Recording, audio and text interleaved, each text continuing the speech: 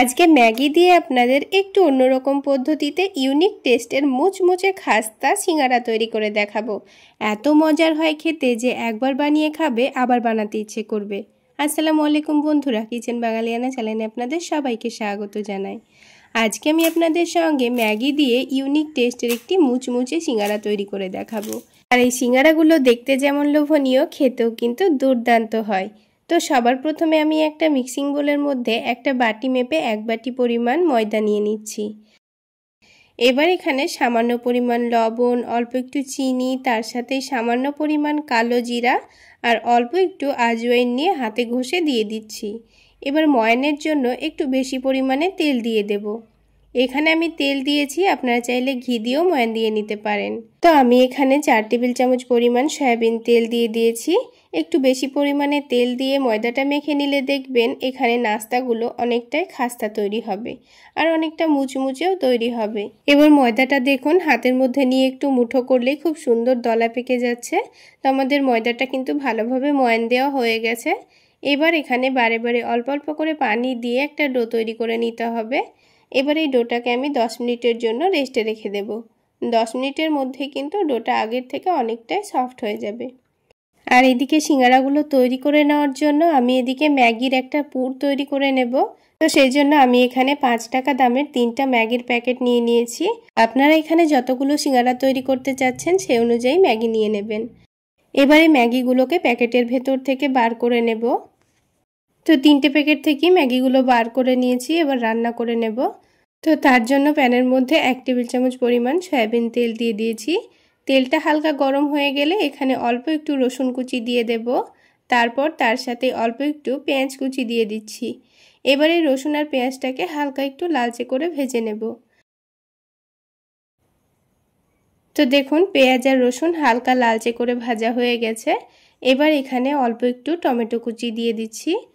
তারপর ঝালের জন্য কাঁচামরিচ কুচি দিয়ে দিচ্ছি। ঝালের পরিমাণটা আপনারা আপনাদের প্রয়োজন মতো দিয়ে দেবেন। তারপর এখানে স্বাদ মতো লবণ দিয়ে দেব। এবার সব কিছুকে নাড়াচাড়া করে একটু ভেজে নিতে হবে। টমেটোর মধ্যে লবণ দিয়ে ভেজে নিলে দেখবেন টমেটোটা খুব অল্প সময়ের মধ্যেই গলে যাবে। তো 2 মিনিট মতো টমেটোটা নাড়াচাড়া করে ভেজে নিয়েছি। এবার এখানে 1 কাপ পরিমাণ পানি দিয়ে দিচ্ছি। পানির পরিমাণটা কিন্তু এখানে খুব বেশি লাগবে না, শুধুমাত্র ম্যাগিগুলো সেদ্ধ হয়ে গেলেই হয়ে যাবে।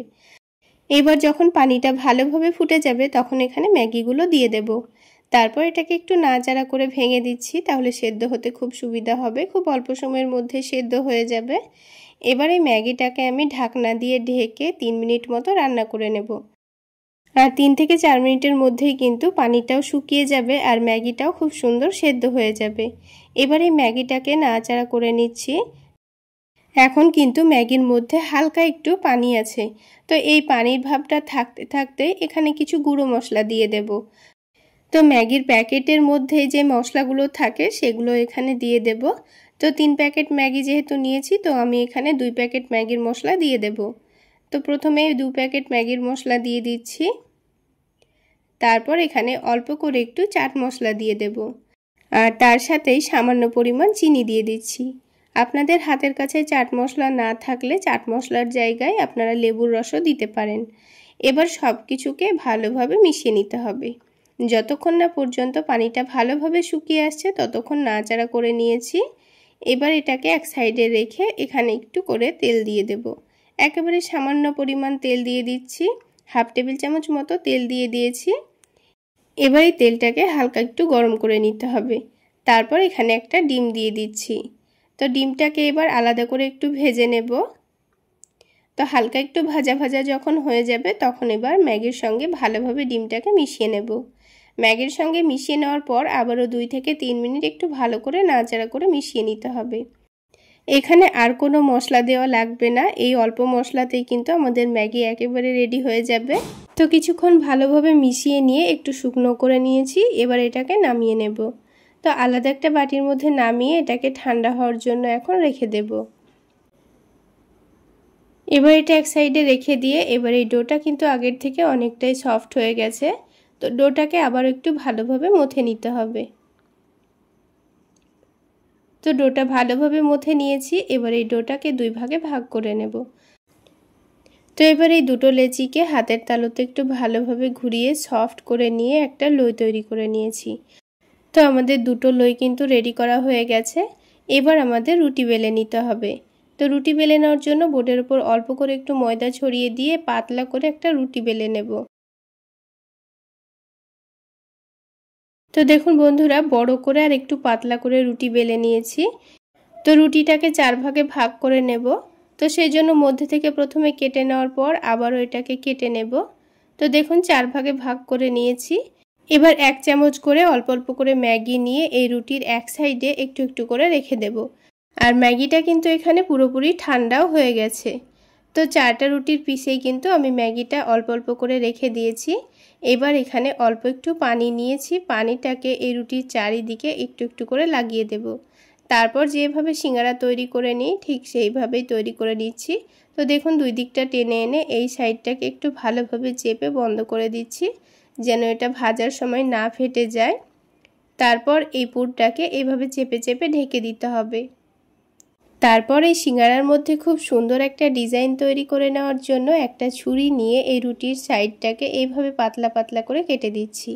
আপনারা নর্মালি যেরকম সিঙ্গারা হয় সেইভাবেও কিন্তু বানিয়ে নিতে পারেন। তো আমি একটু ডিজাইনটা সুন্দর করে নেব, সেই জন্য এইভাবে করে একটু কেটে নিচ্ছি। আর এই সিঙ্গারাগুলো দেখতে যেমন লোভনীয় হয়, খেতেও কিন্তু দারুণ টেস্টি হয়।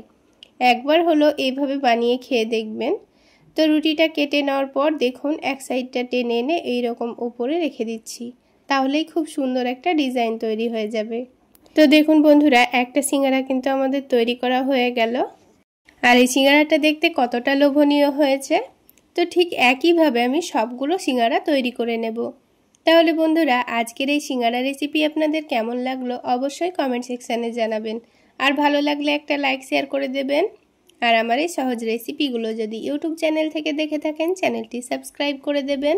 আর ফেসবুক পেজ থেকে দেখে থাকলে পেজটি ফলো করে দেবেন। তো সবগুলো সিঙ্গারা তৈরি করা হয়ে গেছে। এবার এই সিঙ্গারাগুলোকে ভেজে নিতে হবে। তো সেই জন্য কড়াইয়ের মধ্যে পরিমাণ মতো তেল দিয়ে দিয়েছি। প্রথমে 4টা সিঙ্গারা ভেজে নেব। আর এই সিঙ্গারাগুলোকে গ্যাসের ফ্লেমটা মিডিয়াম টু লোতে রেখে একটু সময় নিয়ে ভেজে নিলে দেখবেন সিঙ্গারাগুলো অনেকটাই মুচমুচে এবং খাস্তা তৈরি হবে। আর খুবই অল্প সময়ের মধ্যে গ্যাসের ফ্লেমটা বাড়িয়ে রেখে ভেজে নিলে কিন্তু সিঙ্গারাগুলো ঠান্ডা হয়ে যাওয়ার পর নরম হয়ে যেতে পারে। তাই সিঙ্গারাগুলো একটু সময় নিয়ে ভেজে নিলে দেখবেন সিঙ্গারাগুলো অনেকটা মুচমুচেও তৈরি হবে, আবার অনেকক্ষণ পর্যন্ত মুচমুচেও থাকবে। তো দেখুন খুব সুন্দর কালার চলে এসছে। এবার আমি সিঙ্গারাগুলোর তেলটা ঝরিয়ে নিয়ে তুলে নিচ্ছি।